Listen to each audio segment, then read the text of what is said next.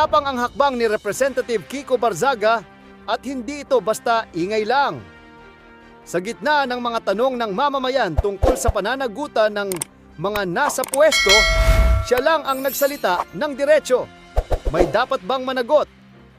Kung may katiwalian nga ba sa itaas, bakit walang kumikilos? Habang sinasabi ni Usek, Claire Castro na abala si Pangulong Marcos Jr. sa pagtatrabaho, malinaw naman kay Kong Barzaga na trabaho rin ng mga mambabatas ang magbantay sa kapangyarihan. Ang impeachment o panawagang magbitiw ay hindi para pabagsakin ang gobyerno, kundi para panagutin kung kinakailangan. Ganito gumagana ang demokrasya. May nagsusuri, may nagbabantay, at may nagtatanggol sa taong bayan. Madalas kasing binabansagan na unconventional o mapang-away nga raw si Barzaga. Pero sa totoo lang, kakaunti ang may tapang na magsabi ng totoo kahit alam nilang maiiwan silang mag-isa. At kung ang layunin niya ay linisin ang gobyerno at itaas ang tiwala ng mga Pilipino, bakit nga ba hindi siya pakinggan? Ang tunay na lider hindi takot magtanong. Ang tunay na makabayan hindi natatakot sa katotohanan. Kaya sa gitna ng mga issue, mahalagang mapakinggan din ang boses ni Kiko Barzaga kasi minsan, ang katahimikan ng karamihan ay mas maingay kaysa sa sigaw ng iilan. Okay. First question will be coming from Ana Felicia Bajo, GMA News Online. Good afternoon, Yusek. Ma'am, may we just get your reaction? Cavite Representative Kiko Barzaga is eyeing to file impeachment complaint against the President. Nakarating na po ba ito sa Presidente, ma'am? Makarating o hindi makarating, ito naman po ay trabaho po yan at saklaw po yan ng House of Representatives. But ma'am, before po itong plano niyang pag-file ng impeachment complaint, he's also calling for the President to resign because yung corruption daw po ay dito sa Malacanang nanggagaling. Ano pong masasabi ng palas? Mahirap po kasi magsalita ng walang ebidensya. Madaling magbintang, madaling magsabi kung ano-ano. Kung walang ebidensya, hindi dapat paniwalaan. Thank you, ma'am. Follow-up question from Ivan Mayrina, GMA 7. Yusek, how does the palace or how does the president view these moves by Congressman Barzaga? He said he will file an impeachment. He called for people power to oust the president. He called for the president's resignation. While the congressman's ways may be unconventional, he is certainly getting a lot of attention. Is Malacanang paying attention? Sa panahon ngayon na marami pong ginagawa ang Pangulo, hindi po pinapansin ang mga ganyang klaseng usapin. Busy ang Pangulo sa pagtulong sa mga kababayan natin, maraming trabaho para maiangat pa ang Pilipinas, hindi para ibaba ang dignidad ng ating bansa. But again, is the president paying attention to Congressman Barzaga?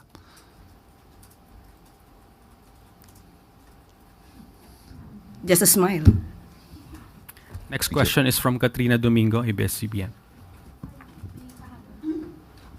Ma'am, do we already have an updated number kung ilan na po yung complaints or letters na naisubmit sa Sumbong sa Pangulo website since it was open to the public?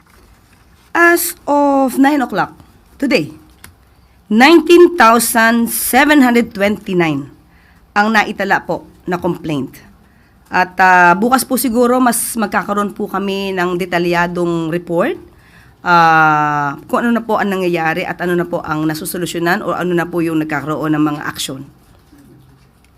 Okay. Next question. Follow-up question, sorry.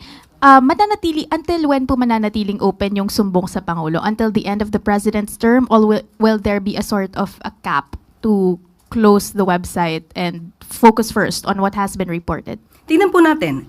Kasi kapag ka po naman wala ng report at natapos na at wala nang pumapasok, maaari na po siguro ito isara. Next question is from Ann Soberano, Bombo Radyo. Yusek, good afternoon. Yusek, reaction lang ng Malacanang o ni Pangulong Marcos sa first ever joint activity between Philippine and Japanese militaries sa ilalim po ng Reciprocal Access Agreement.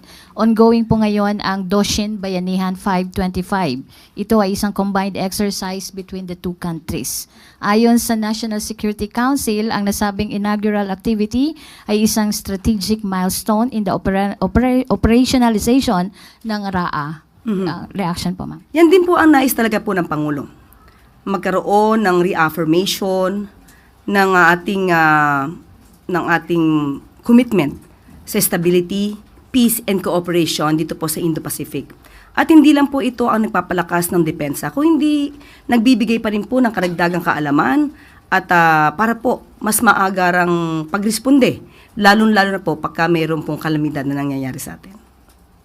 Mama, makatutulong din ba ito sa issue na kinakaharap ngayon ng Pilipinas regarding po sa West Philippine Sea, ang pagiging agresibo po ng China? Hindi ko po masasagot yan at i-defer ko na lang po yan sa DFA. Next question is from Let Narciso, DZRH. Good afternoon, Yusek. Ma'am, sa Kamara po, mayroong resolusyon na nagpapaimbestiga sa tinawag na haunted hospitals ng DOH. At sa Senado naman, ibinunyag ni Senator Gatchalian yung higit 10 billion pesos na naluging pondo daw sa gobyerno dahil sa overpricing ng farm-to-market roads ng DA. Isasama na po ba ito sa iniimbestigahan o iimbestigahan ng ICI? Kapag ka mo may mga dokumento, maaari naman po ito ibigay agad sa ICI para kung sino po yung mga concern ng mga tao dito at involved, ay maaari po agad maipatawag para magkaroon ng mas mabilisang pag-iimbestiga. So, pwede po itong isabay dun sa ongoing investigations? Yes, opo. Lahat po naman ng infrastructure na questionable ay maaari pong isailalim po sa pag-iimbestiga ng ICI. Next question, Eden Santos, Net25. Yusek, sabi po ni Secretary Vince Dizon, meron ng 8,000 infra projects po yung naimbestigahan ng ahensya. May we know kung ang report po na ito ng DPWH ay naibahagi na kay Pangulong Ferdinand Marcos Jr. knowing na parang mas marami po dun sa 5,000 plus na mga flood control projects ng admin po itong kanilang naimbestigahan na? Ang pag-iimbestiga naman po ay sa buong 10 years. So, according to Sec Vince, ay nasabi naman po niya ito sa Pangulo. Thank you po. Next question, Evelyn Quiroz, Filipino Mirror.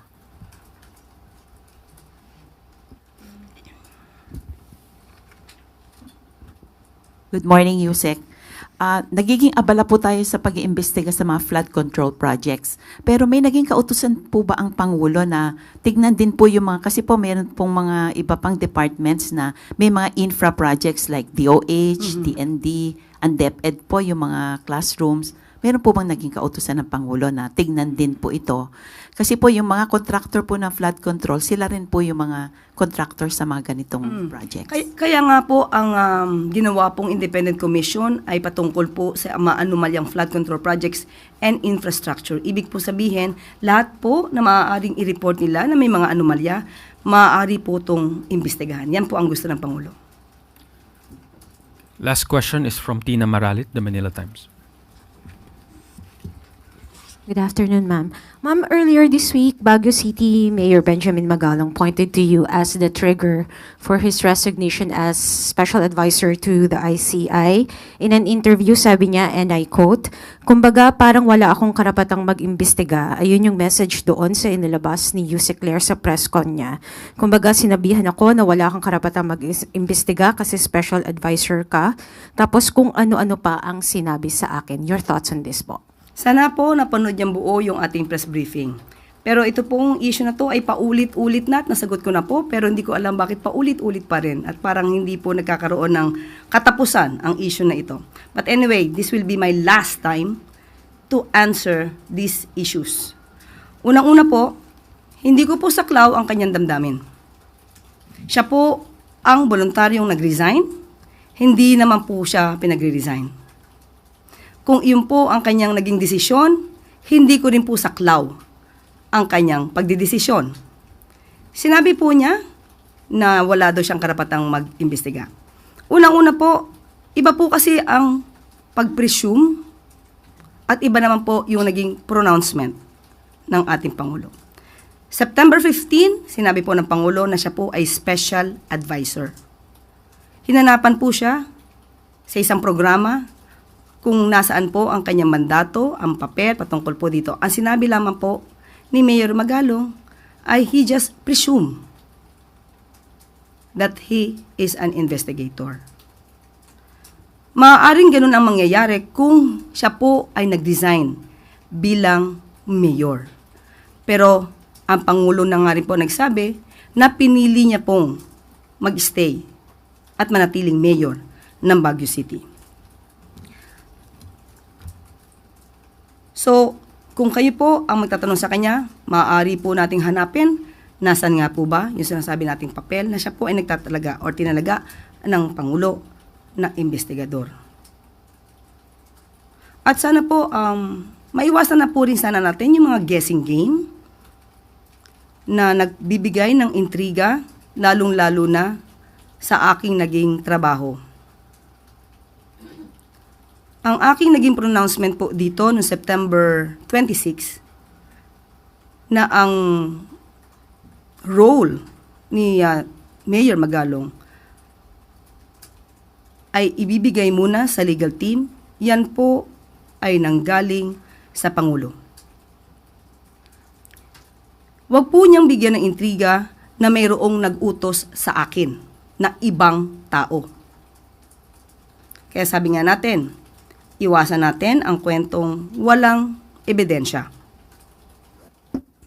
Kung sino man yung sinasabi niyang yon, kung may alam siya kung sino nag-utos sa akin at hindi ang Pangulo, sa mga sinabi ko noong September 26, ipalitaw niya po. Dahil alam kong wala siyang mapapalitaw. Dahil yon ay walang katotohanan. So iwasan po natin ang mga intriga, lalong-lalo na kung tatamaan dito ang Pangulo. Ang Pangulo po ay sumusunod lamang sa batas. Hindi po natin pwedeng i-please lahat ang tao sa kagustuhan nila. Pero ang maaapektuhan naman po ay ang batas at ang pronouncement ng Pangulo. Sana matapos na po ang issue na ito dito at wala na po sanang paulit-ulit na issue na ganito. Salamat po. At dyan nagtatapos ang usapan natin ngayon. Kung may gusto kang idagdag o reaksyon, i-comment mo lang sa baba.